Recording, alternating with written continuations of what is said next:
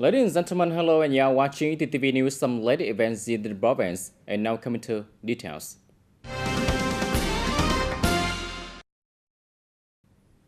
Ladies and gentlemen, on the morning of April 29, at the Mobile International Border Gate in the province, a welcoming ceremony was held for the high-level delegation from the Kingdom of Cambodia, led by Samdech Akam Moha Senapade Techo Hun Sen, resident of the Cambodian People's Party and resident of the Cambodian Senate. The delegation is visiting Vietnam to attend the celebration of the 50th anniversary of the liberation of the South and national reunification, along with related activities in Ho Chi Minh City. The welcoming ceremony was hosted by Mr. Bùi Thanh Sơn, member of the Party Central Committee, Deputy Prime Minister and Minister of Foreign Affairs, representing the Nam Province. There were Mr. Phạm Hùng Thái, Standing Deputy Secretary of the Provincial Party Committee and Head of the National Assembly Delegation, and Mr. Đoàn Trung Kiên, Vice Chairman of the Provincial Peace Committee. At the event, leaders of both sides carried out a formal greeting ceremony, and representatives of the Vietnamese delegation presented a bouquet of fresh flowers to Samdech Akam Moha Senapade Techo Hun Sen, President of the Cambodian People's Party and President of the Senate of Cambodia, as a gesture of respect and warm welcome. After the ceremony, the high-level delegation of the Kingdom of Cambodia continued their journey to Ho Chi Minh City to participate in the activities commemorating the 50th anniversary of the liberation of the South and national reunification on April 30th. As part of the ongoing celebration, making the 50th anniversary of the liberation of the South and national reunification, as well as the 50th anniversary of the liberation of the province, a commemorative meeting was held on April 29 to mark the 50th anniversary of the liberation of Trà Bàng. Attending the event, there were Deputy Minister of Justice Nguyễn Thanh Ngọc and Major General Trần Vinh Ngọc, Political Commissioner of Military Region 7. Also present, there were Mr. Nguyễn Mạnh Hùng, Secretary of the Provincial Party Committee and Chairman of the Provincial People Council, Mr. TayNinhTVToday, Vice Chairman of the Provincial People Committee, along with former provincial leaders from various periods. At the gathering, delegates revisited the resilient struggles of the people of Thailand, recalling the great contributions and sacrifice made by generations of the Thai citizens during the resistance war. On this occasion, Mr. Trần Tương Quốc, chairman of the Trà Bàng Thai People Committee, affirmed that 50 years after the Liberation Day, under the leadership of the Provincial Party Committee, the direction of the Provincial People Committee, the unified will of the local party organization, and the solidarity and cooperation of the people, Trà Bàng has made remarkable strides, transforming from an agricultural district into one of the province's most dynamic localities, with its economy shifting toward industrialization and modernization. Over the past 5 decades, the glorious moment of victory has remained the lasting source of pride for generations of officers, soldiers, and residents of Trà Bàng. It continues to be a spiritual strength that motivates the entire party, army, and people to celebrate the process of national industrialization and modernization.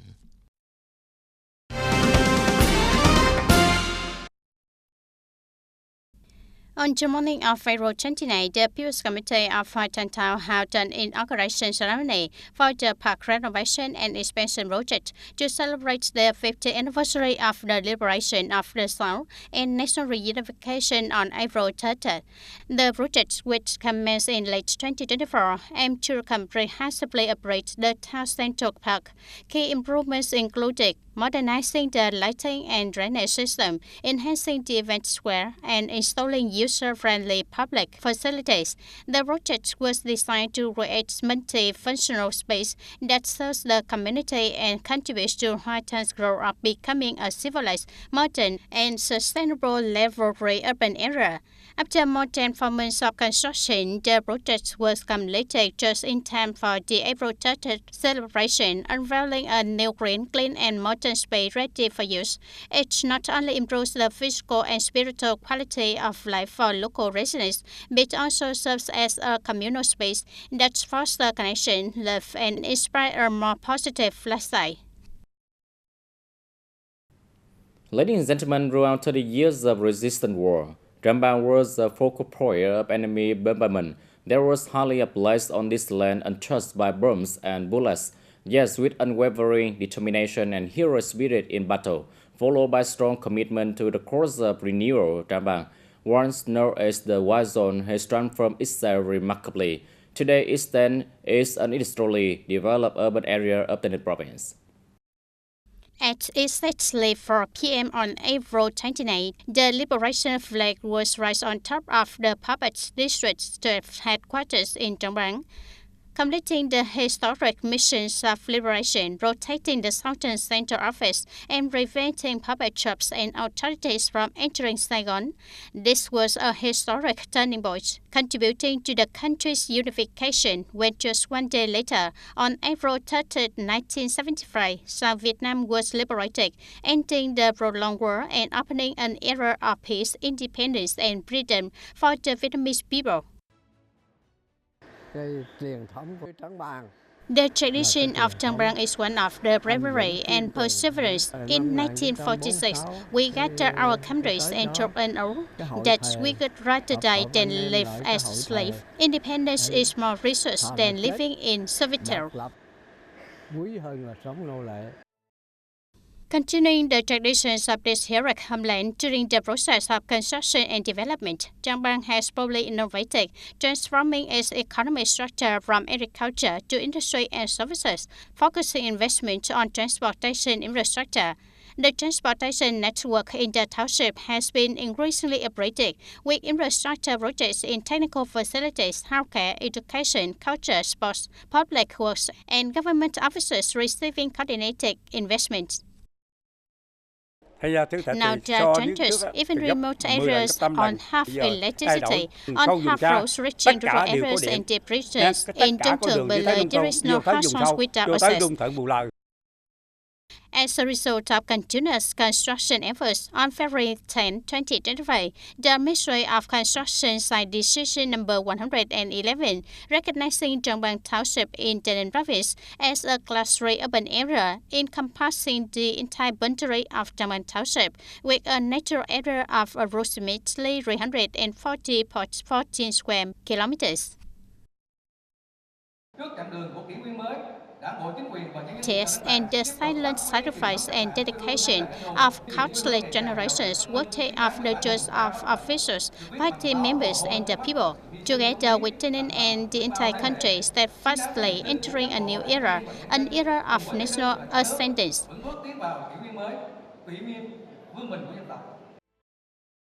50 years in one journey, building, renovating, and developing from a land severely devastated by war, starting rebuilding almost from zero. Trang Bang is now transforming powerfully in the new era, embodying the same resilient spirit that overcame all difficulties and challenges during the time of bombs and fire.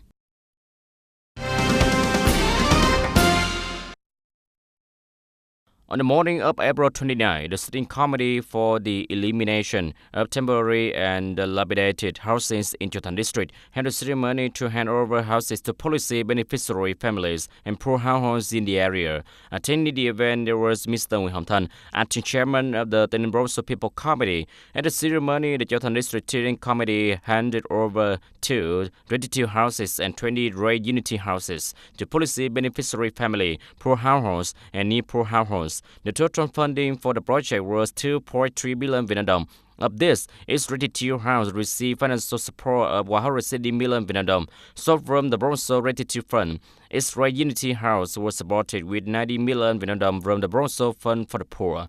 Additionally, FICO TayNinhTV Salmon Stock Company contributed 100 bags of salmon per house, equivalent to 9 million Vietnam dong for each, to support the construction.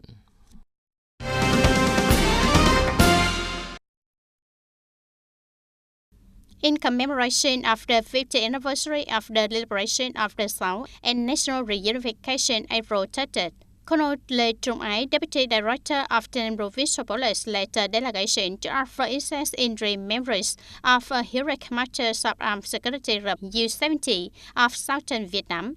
Attending the memorial ceremony, there were also representatives from the Party Committee of Đình Thành Commune, Nhiều Tiếng District, Bình Dương Province, in the gratitude and profile of migration for the heroic sacrifice of the U-17 martyrs and other fallen heroes who gave their lives for national independence and freedom. Then police officers expressed their commitment to dedicate their talent, intellect, and efforts to living, fighting, studying, and working with the spirit of for the nation's self-sacrifice for the people devoted service. Before the sacred spirits of the martyrs, then police officers vowed to continue striving to fulfill their duties, achieve new accomplishments, and be worthy of the sacrifice of the previous generations.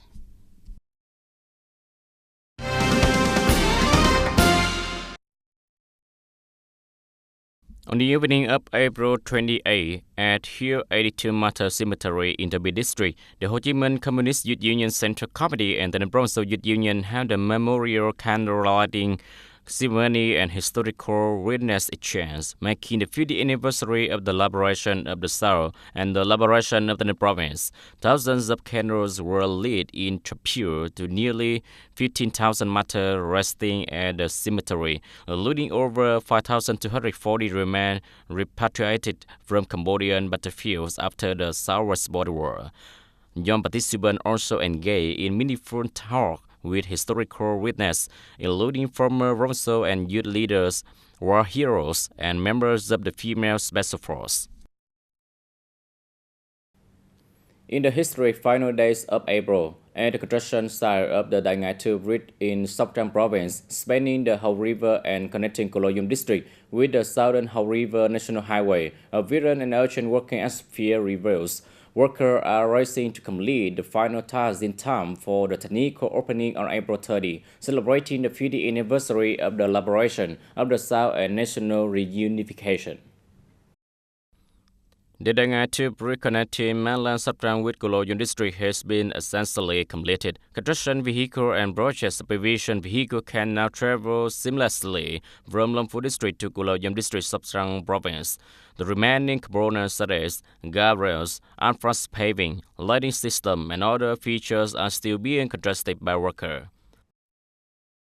The fundamental work has been basically completed. There are about 300 meters of approach bridge on both sides remaining. On the 28th, we will proceed with paving the bridge surface, which will essentially allow for technical traffic.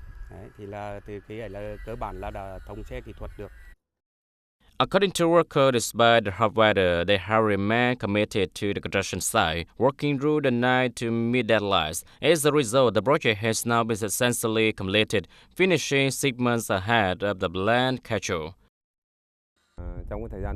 During the recent period, our workers were aware of the timeline to complete the construction. Despite challenging weather conditions with heat and rain, everyone continued to work hard to ensure we met the project deadlines. The TayNinhTV Bridge project, with a total cost of nearly 8,000 billion Vietnam dong, is one of the important bridges crossing the Hậu River and represents a significant achievement for the people of Coloyum after 50 years since the liberation of the South Vietnam and national reunification.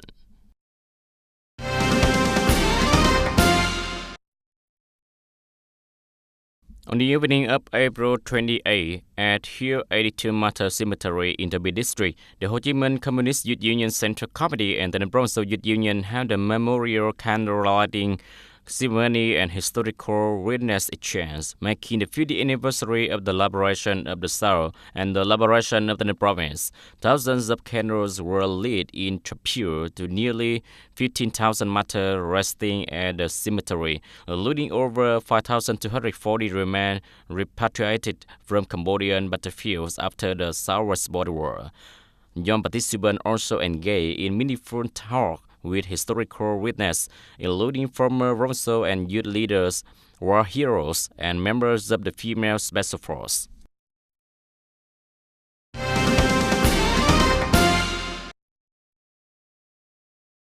To ensure a safe, stable, and uninterrupted power supply during the April May 1st holiday and the 50th anniversary of the liberation of the South, Minister of Industry and Trade Nguyễn Hồng Diên has directed EVN and relevant units to implement key measures.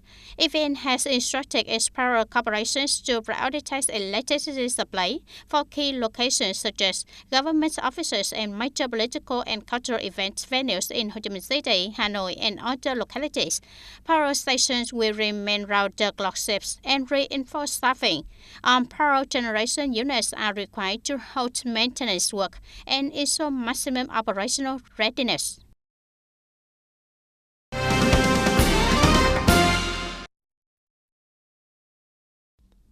At noon on April 29, Stage 24 of the 37 ATV Cup National Sailing Tournament 2025, deemed a united homeland, concluded in the city. The 172-kilometer route began in Bandra and ended on April 30 Street in front of the radio and television station. Despite the heat, Rose gathered along the route to cheer on the sailors.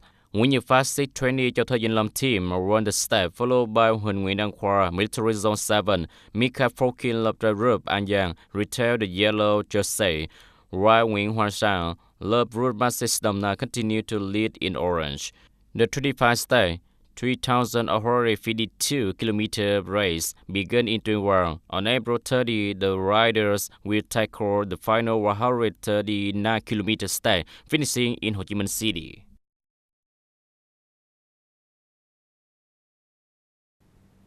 In these historic April days, CD Vietnamese officers carrying in their hearts the spirit of patriotism and the noble qualities of Uncle Ho soldier proudly took part in the military parade marking the 80th anniversary of the victory in the Royal Patriotic War at Red Square in Moscow, Russia. Proudly marching in the international formation, the footsteps of Vietnam today pick up courage, aspiration, and enduring solidarity.